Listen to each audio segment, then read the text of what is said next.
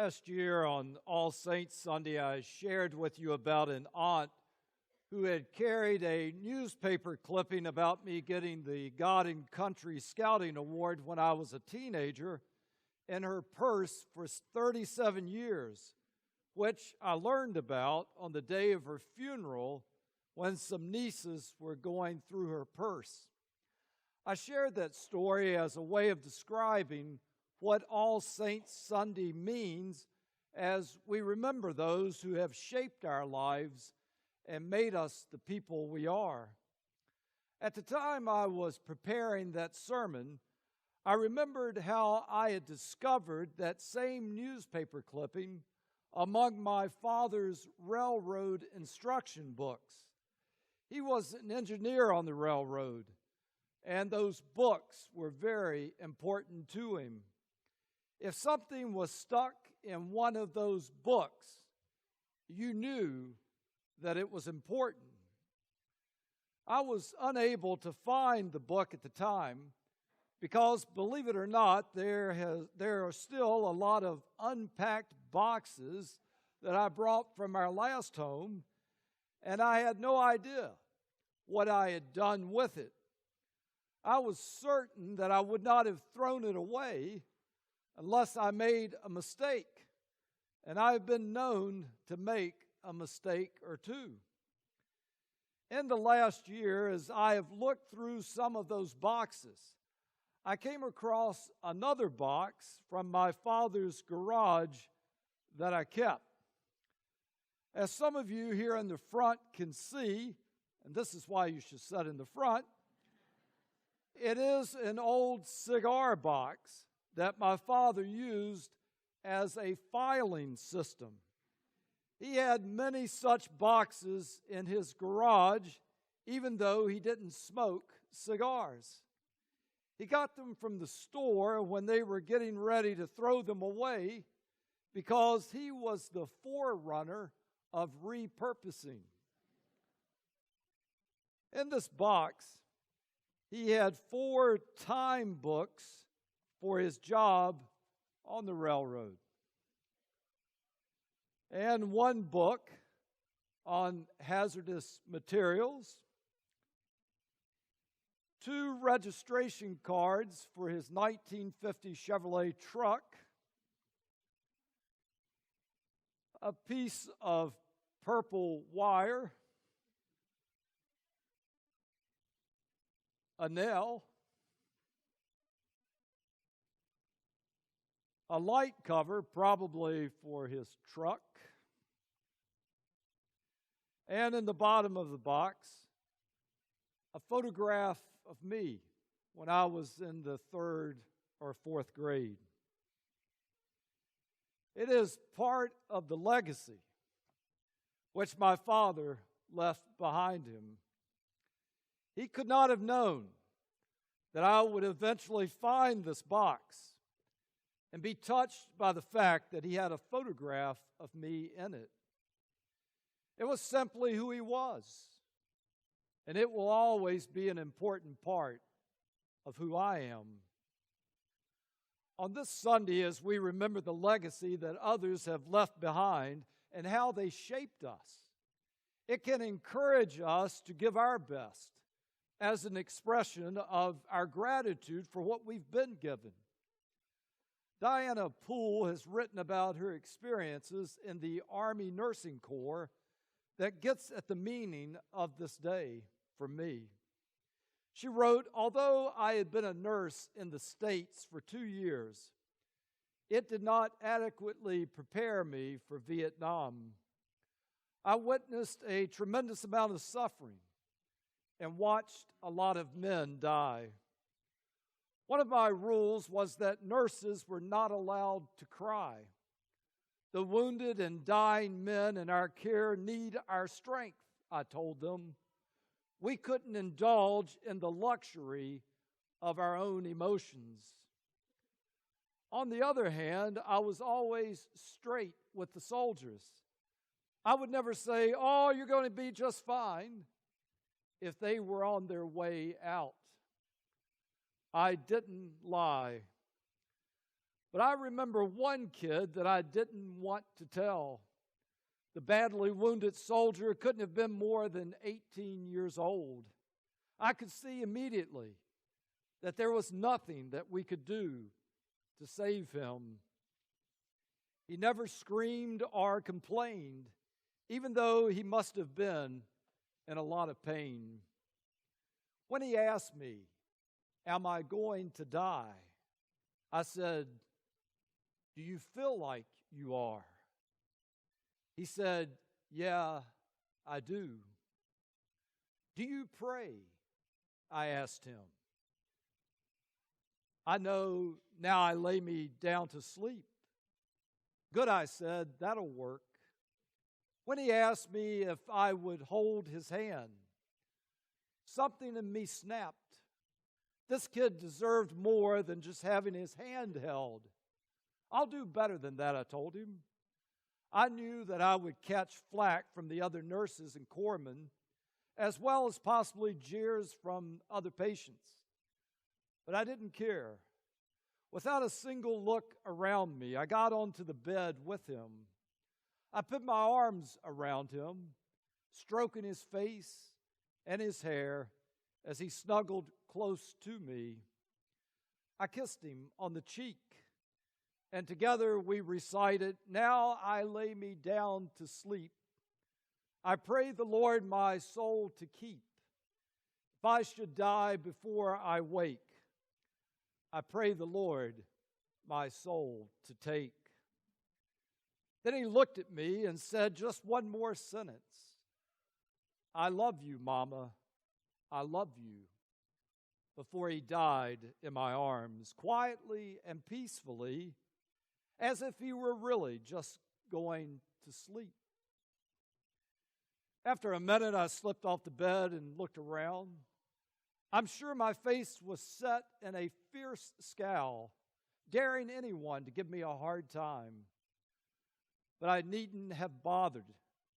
All the nurses and corpsmen were breaking my rule and crying silently, tears filling their eyes or rolling down their cheeks. I thought of the dead soldier's mother.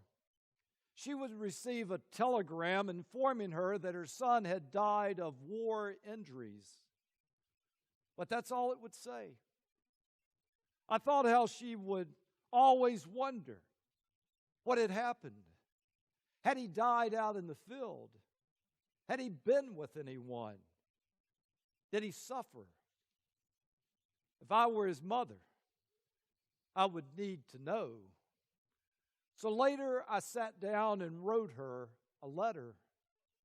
I thought she'd want to hear that in her son's final moments, he had been thinking of her. As we think of those who have shaped us and given us a legacy worth leaving, our scripture reading from Psalm 78 helps us to see that such people equip us to place our trust in God and not forget God's deeds in our lives. We recount the lives of such people and the ways that they impacted us, so that those who come after us will know what is truly important in life and attend to it. The psalmist declares, "I will teach you lessons from the past, things that we have heard and known, things our ancestors have told us." All of us gathered here are the beneficiaries of those who have gone before us. And as we consider their example, it challenges us to consider our own lives in the light of a legacy worth leaving. After I left Messiah the first time, I served at Springfield United Methodist with a pastor by the name of Chuck Spivey. I loved Chuck, had a great time with him, and he was so good to me. I don't have time to tell you all the good he did in my life. While I was serving in Blacksburg, I learned that Chuck had cancer. He was living in Charlottesville at the time. It was during this time that I was summoned to a meeting with the bishop in Richmond, and I decided that I would stop and see Chuck on my way home. The meeting with the bishop was not a happy one. The bishop had called about 40 of us together to let us know that our apportionments, that is, the gifts that we give to support the ministries of the church beyond the local church, were going to increase significantly. For example, the amount that we gave at Blacksburg was going to increase $60,000. The bishop provided lunch that day, but I found it hard to swallow after learning how much more money we would be expected to provide. As I was driving after that meeting, I was having a lot of thoughts, very few of them positive. I contemplated having a pity party. When I arrived in Charlottesville, Chuck came to the door on a walker, and he was stooped over. He was never a big man, but he was even smaller. He had trouble hearing me, but we talked about the time that we had served together. At the time, Chuck was recovering from having broken both his legs. It was hard to feel sorry for myself when I was with a man who was dying of cancer and struggling after having broken both of his legs. After leaving his home and starting to drive again, I thought about how much Chuck had done for me at an important time in my life. Then I started thinking about that meeting with the bishop, and it hit me that the additional money was needed for people like Chuck. I realized that I should have seen it as a privilege to raise additional money, as it gave me the opportunity to do for someone else as others had done for me. We found the money. Chuck no longer makes this world his home, but he will always have a home in my heart because he gave a legacy worth leaving. Now, we are in the midst of another season of stewardship, but I'm asking you to make an estimate of giving for the next year here at Messiah. It will support our ministries in 2020, but more importantly, I think, it will continue what was given before we ever gave and allow a generation we will never know to know that we gave a legacy worth leaving. I've given you permission to use your cell phones and worship by going to our church website, www.messiahumc.org, scrolling down to the moving windows and selecting the one which reads Give with Gratitude. Now, if you prefer to do it on paper, there are cards and envelopes at the ends of the modesty panels, and you can complete that after you've had communion and give it to one of the ushers at the end of the service. When I was serving in Richmond and we were building a new sanctuary, I advocated that we not put a steeple on the church because of the expense. A member of the congregation, after the church had agreed with my cheapness, came to me and said that she thought we needed to do it despite the cost. I told her if she could find 40 people to give an additional $1,000, we could do it. My father had died during that time. Even though I was tapped out financially, I decided that I would find a way to give $1,000. Whenever I visit that church now and look at that steeple, I know that it's some of the best money I ever spent. Not just because the steeple looks so good, but rather that it reflects a legacy worth leaving.